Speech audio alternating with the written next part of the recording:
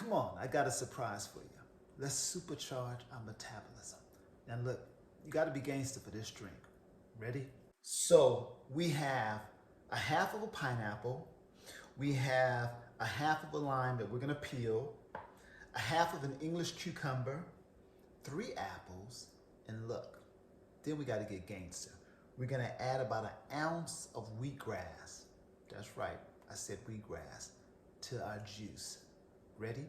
Let's go. So we're gonna add our wheatgrass first, add our pineapples, add our cucumber, add our lime, add our apples. Look at that. So that's gonna give you about 26 ounces of nutrition to help boost your metabolism. Now listen, I know some of y'all are saying, I can't do wheatgrass. Look, with this combination, even if you don't like wheatgrass, you can rock with this because the other ingredients mutes the taste of the wheatgrass. So you don't feel like you're drinking wheatgrass, but you're getting all of the benefits. All right, cheers.